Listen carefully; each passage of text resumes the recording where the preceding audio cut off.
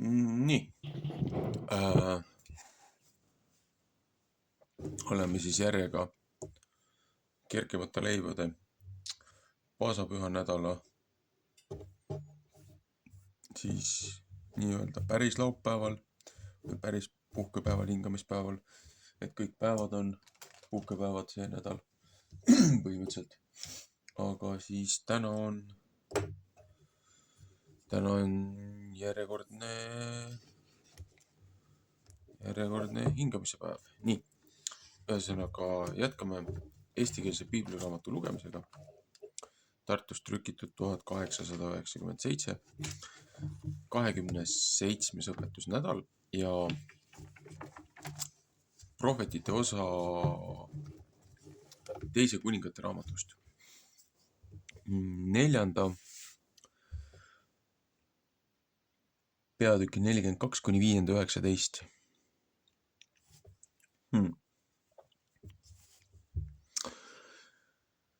Ja üks mees tuli Baal-Salisast ja tõi Jumala mehele esimesest uutest viljast 20 odraleiba ja toorest vilja tema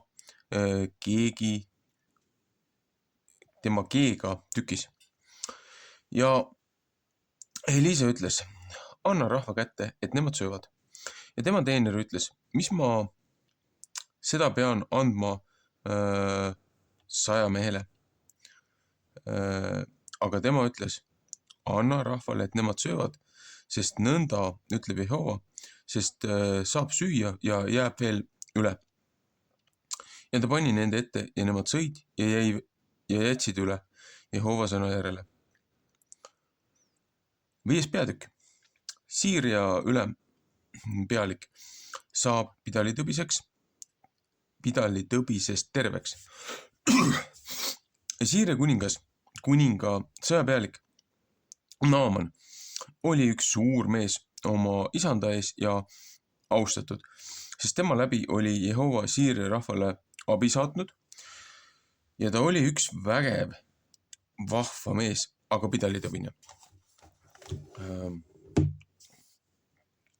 Siiria rahvas olid välja läinud hulgaliste ja Iisraeli maalt pisikese tütarlapse vangi toonud ja see oli Naamani naisteenimees.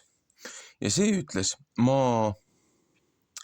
oma emanda vastu, et mu isand oleks prohveti ees, kes Samaarias, küll see siis võtaks ta pidalitõbe temast ära.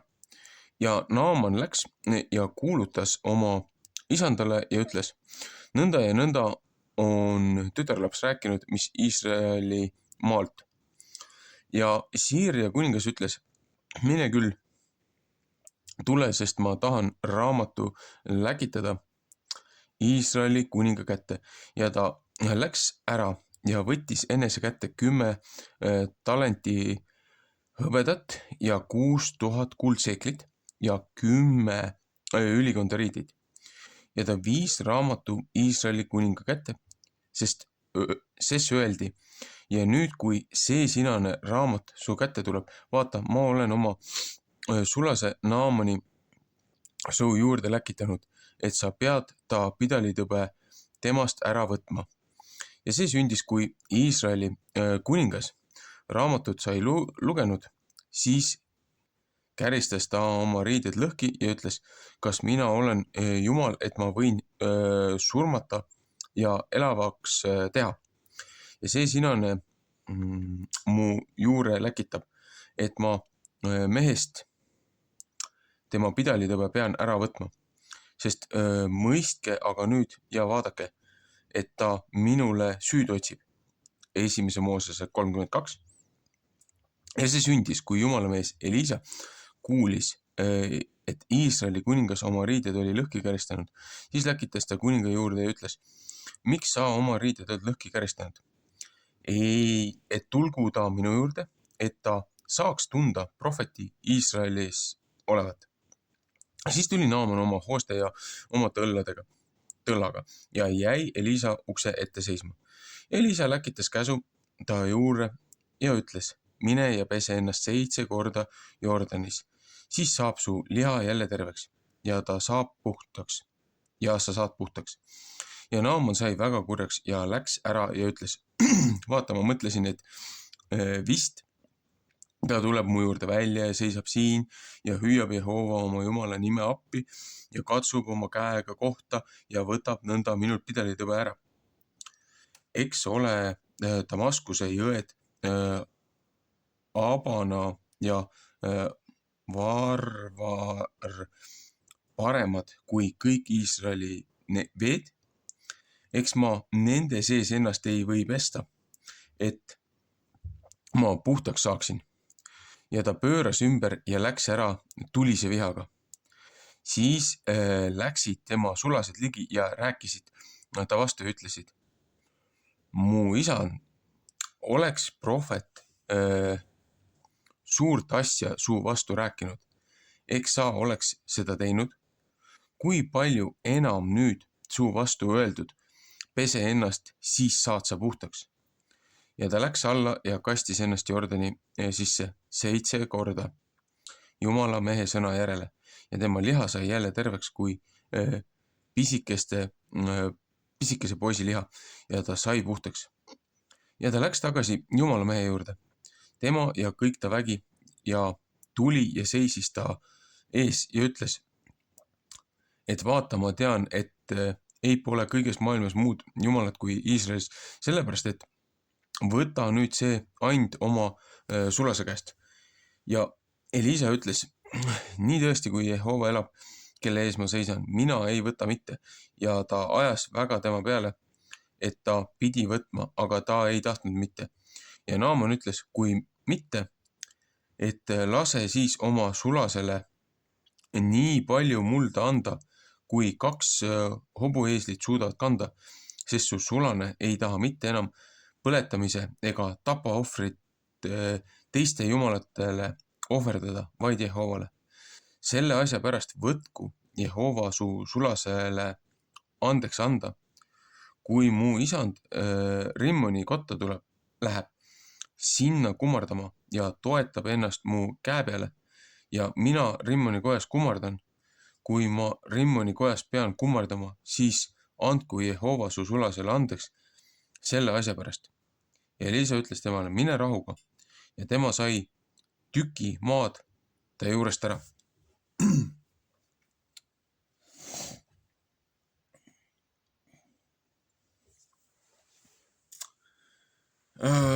Selles mõttes kontekstis veel natukene pikemalt. Kui me jõuame 2 kuningate raamatu lugemiseni,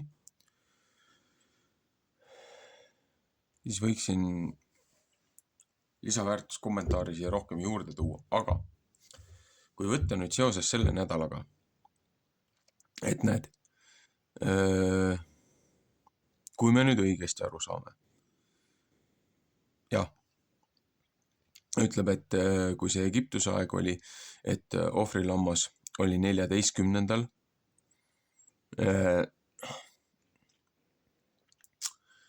Kui see ohverdati, seepärast 15. kuni 21. esimesel kuul looja kalendri järgi oli see kerkimata leibade püha, paasapüha, aga need kerkimata leibu söödi juba 14. õhtul, siis kui nad Egiptusest välja tulid, neil ei olnud aega juuretiste ja muude asjadega mässata. Nad pidid kiiresti leiba tegema ja kiiresti minema ja tule peal röstima siis selle kitse või lamba. Ja mis hommikuks järgi jäi, see tuli tulle visata ära põletada. Ja siis läksid ju Egiptusest välja järgmisel päeval suure rahva hulgaga, sealt tuli kõike kaasa, mitte ainult Heebra rahvas, mitte ainult Jakobi järglased, aga teised ka, kes võtsid sellest looja austusest osa ja tulid. Ja Varo ajas ju neid taga ja need jõudsid ju Punase mereni. Kohati siin ütleb millegipärast Kõrkjate meri. Võib-olla see on siis spetsiifiline koht, kus nad üle läksid, seal Punase mere mingisugune sektsioon. Aga et kui armee oli juba selja taga, siis Moosesel oli ju samamoodi hirm, et mis nüüd saame, et rahvas on väljas. Looja on nad läbi Moosese ju sealt välja toonud ja mis nüüd saavad siis hukka mere ees. Aga looja tegi midagi uut, mida siiamaani ei olnud toimunud. Looja tegi veeristsed. Palus Moosesel kippi liigutada ja vesi läks 2 leeri laiali ja rahvas läks sealt vahelt kuiva jalaga läbi. Ja kui Egiptuse armee järgi tuli, need uputati sinna. Aga rahvas sai lunastatud, rahvas sai päästetud. Siit ka sõna heebrea, iiber tähendus üleminekut, crossover nagu selles mõttes. Aga huvitav on siin see võrdlus, et näed, et esmaste viljadega, et kui nad sealt üle said ja miks see Kristuse ristimisse nii tähtsalt läheb. Et kui nüüd Kristus oli see ohver ka teiste eest, seepärast, et siin Biibliraamatus ütleb, et kogu ülejäänud maailma eest oli ohvriand oli nii-öelda järgmisel päeval 15. Ja kui me saame õigesti aru, siis see 14 tegelikult on ju see, et 14. päev algab ju 13. päeva õhtuga ja lõpeb ju järgmisel õhtul vaata. Et võiks öelda, et Kristus ristiti teisipäeval, võiks öelda, et Kristus ristiti kolmapäeval, kui seda kalendrit õigesti jälgida.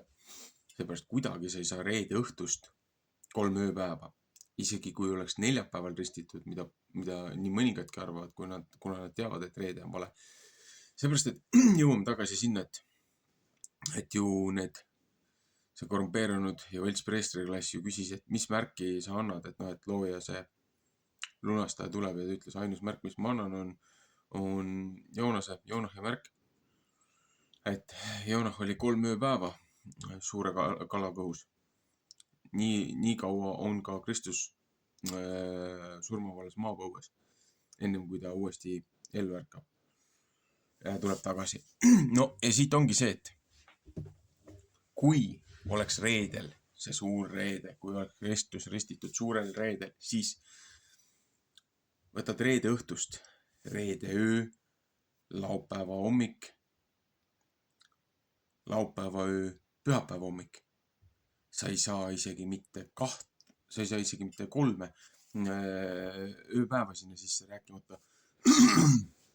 rääkimata sellest, et olgugi, et kuna Kristus küll päevasel ajal suri, aga siin räägitakse, et kui kaua ta oli maapõues, ehk siis millast ta ju pandi.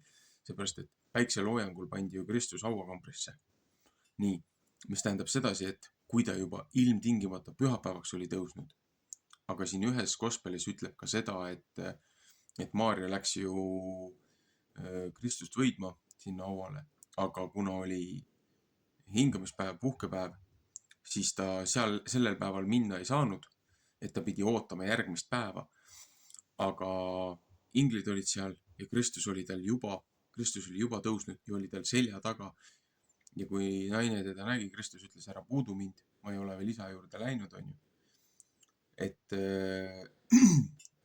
veel ei tohi. Aga kui juba pühapäeval rahvas Kristust nägid, siis ju kahtlev Toomas Kristus ütles, et pista näpp sellest nõelaaugust läbi, et ma ei ole mingi tont ja viirastus, et ma olen päriselt ka surma vallutanud. Aga siit ongi see, et kui nüüd võtta juba see, et juba laupäeva õhtuks oli Kristus tõusnud, siis tuleb tagasi võtta laupäeva päev, reede öö, reede päev, neljapäeva öö, neljapäeva päev ja kolmapäeva öö. Et ainus kõige optimaalsem on see, et see päev oli kolmapäev ja jällegi tõlkes läheb nii palju kaduma. Ei ole ainult puhkepäev, ei ole ainult see nii-öelda laupäev. Sabatoon on erinevatel puhkepäevadel, erinevatel pühadel on erinevad nimetused ja otsetõlkes väga palju läheb kaduma. Täpselt nagu see, et me räägime ajaühikust, mitte kuufaasist. Jällegi teine teema, aga miks ma seda kõike jahun? Just selle sammuse väepealiku pärast, kes siin siis pidalitõbiseks sai. Aga üks Heebra laps ütles, et näed, et Iisraelis on prohvetid ja nemad teevad terveks. Noh, ta sai kuninga käest läkituse, et niisama ei läinud sinna. Kuningas andis nagu raamatu ja kirja kaasa ja kuningas kirjutas ju seal palus, et noh, tema väepealik tehakse korda esmaste viljadega ja kuningas tõi ju saatis kaasa esmased viljad, saatis raha ja saatis esmaseid vilju kuningale. Aga kuningas arvas, et otsitakse temalt nagu süüd ja viga ja kuningas rebis oma riided lõhki, mida ta ei oleks tohtinud teha.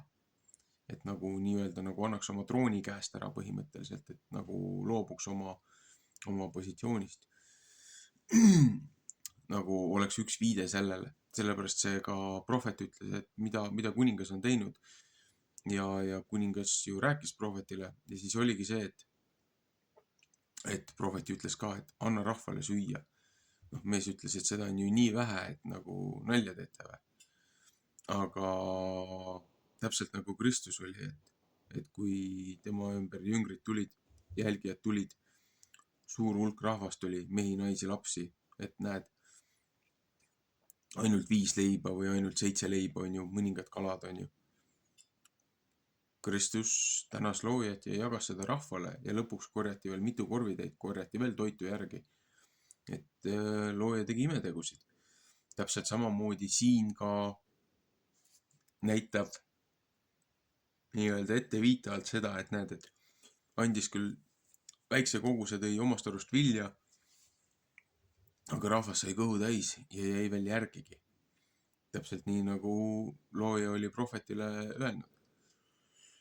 Ja nüüd jällegi see Süüria kuninga sõjapealik, et kui ta läks selle prohveti juurde, et prohvet ütles, et saada ta minu juurde, prohvet ei läinud isegi mitte uksest välja. Seepärast see sõjapealik oli harjunud, et nende šamaanid ja nende jumaluste ja nende teemonite ja nende asjade, keda nemad kummardasid, langenud inglite järeltulijate,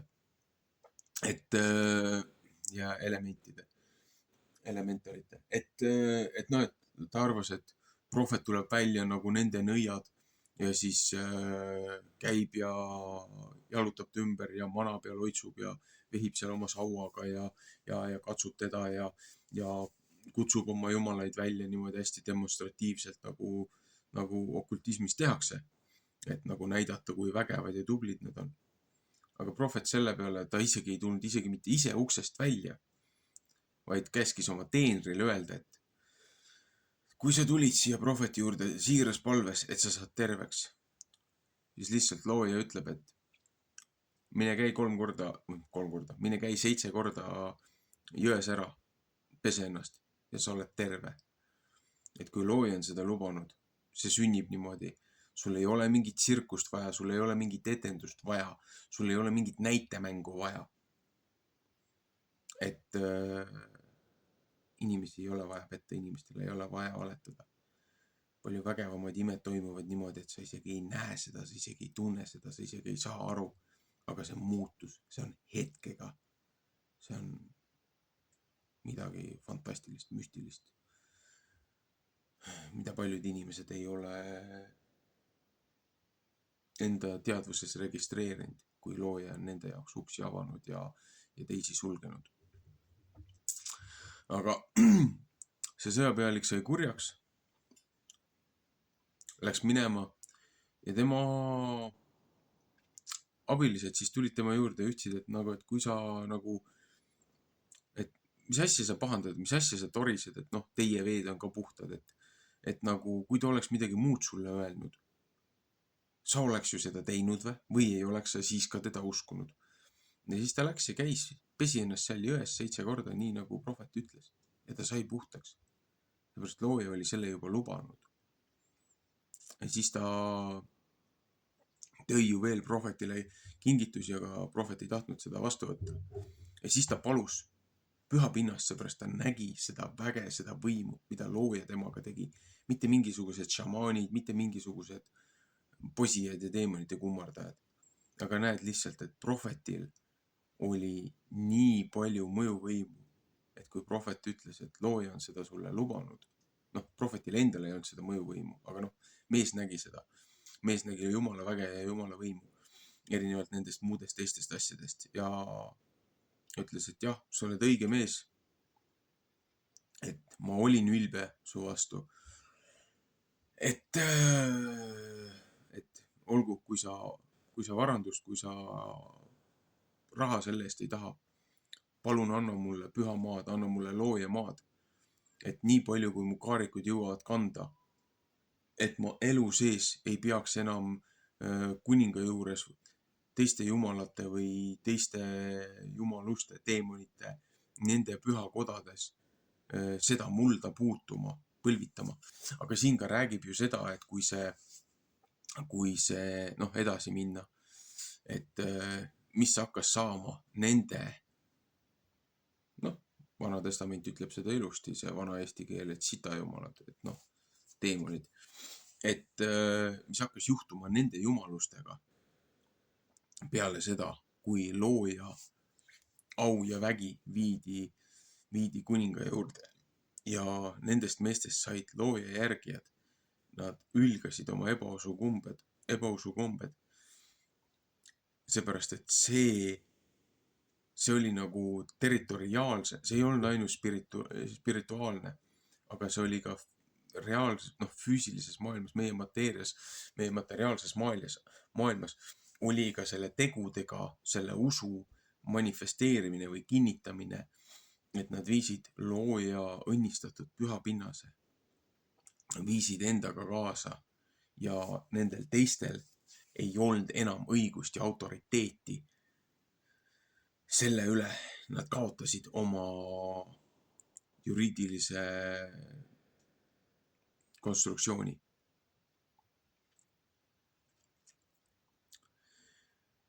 Võtame siin näiteks selle näite Kristuse ajast, Uuest Testamendist, et tuli üks Rooma väepealik, tuli Kristuse juurde, et näed, mul on mees haige, ta oleks vaja terveks saada. Ja Kristus ütles, et kus ta on, et lähme vaatame teda.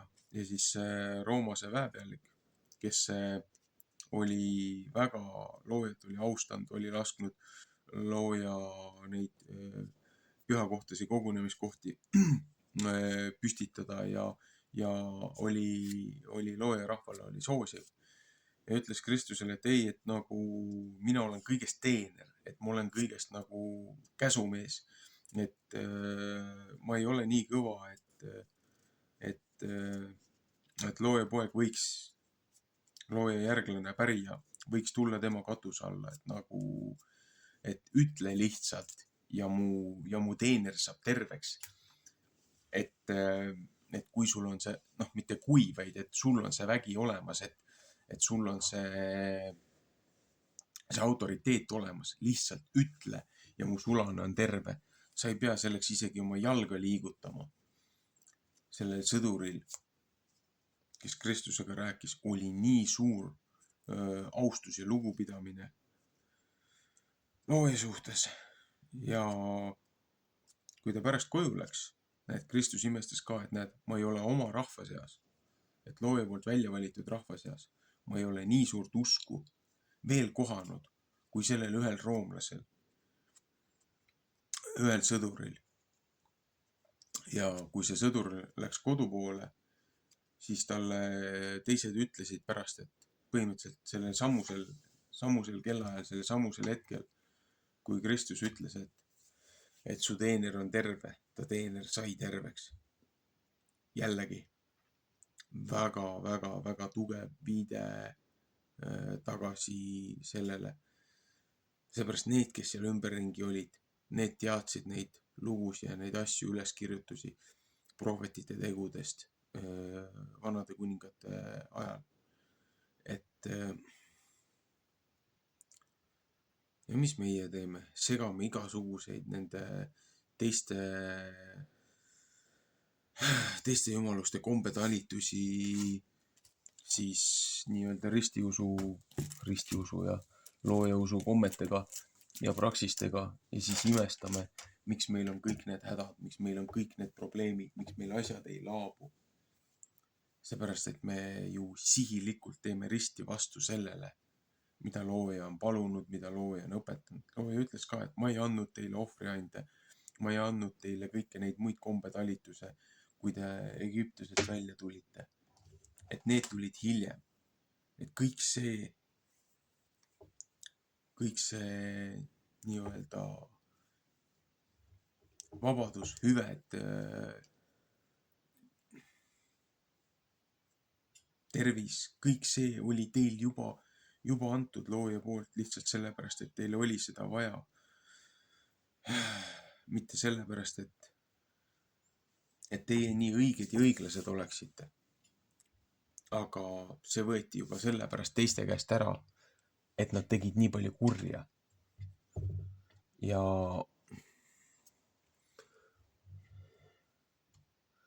et looja teab, et meil on teatud asju vaja. Ja ta hoolitseb selle eest. Aga see tähendab ka meie omapoolset vastavat käitumist ja tegevust. Seepärast, et me ei saa korduvalt rikkuda looja seadusi, neid piire ületada ja kompida ja loota, et meile jälle ja jälle ja jälle andestatakse.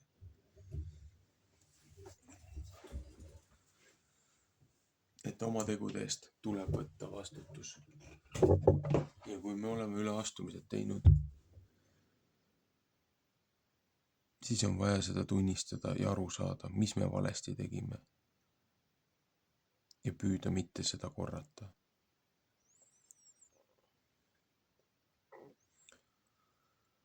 Ühesõnaga, meeldivat hingamispäeva, kes peavad paasapühasi, kerkimata leivapühasi, on siis unleavened bread inglise keeles. Et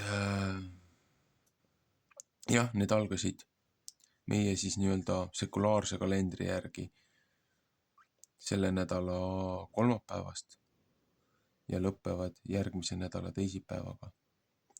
Ja see pühapäev on siis nagu see päev, kui Kristus juba kindlasti oli tõusnud. Vaata, et laupäeva õhtul juba. Et 3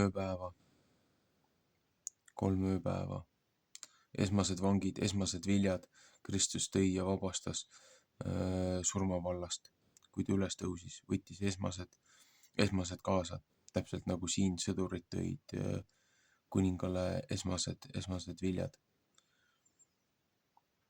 Et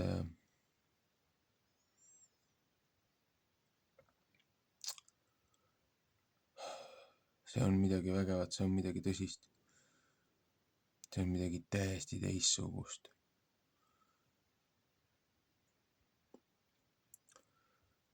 Ja lihavõtetel ja nendel Ishtaridel ja Babyloonia jumaluste kummardusel ei ole Kristuse ristisurmaga mitte mingit pistmist.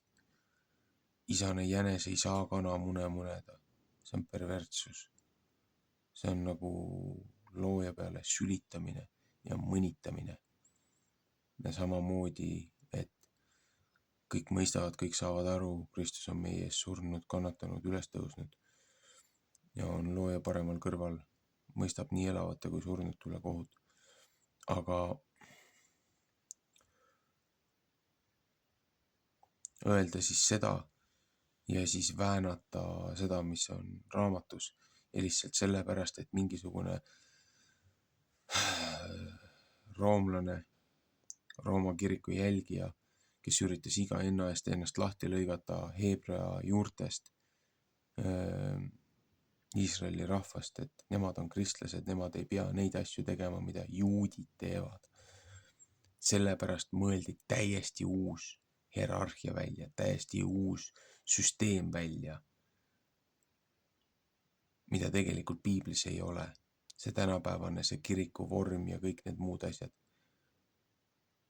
Tegelikult seda ei ole kuskil kirjas, seepärast et Kristus on nüüd viimane ülempreester, kuningaspreester, seepärast et preestriliin ja kuningaliin viidi nüüd uuesti kokku, mis Siinai mäel jagati ju 8, et kuningaliin viidi Juudale ja leevititele anti preestriliin. Aga Kristus tõi need 2 uuesti tagasi kokku kõrgemasse ordusse, looja ordusse, Melchisedeki ordusse. Apostel Paul räägib sellest väga palju oma kirjades erinevatele rahvastele, erinevatele kogudustele, ekliisiatele, mitte kirikutele, mitte kivist ja puidust ja mördist hoonetele, vaid nendele inimestele, kes käivad koos ühes kogukonnas looja hingamises, aus ja õnnistuses. Olgu, jätkame teinekord.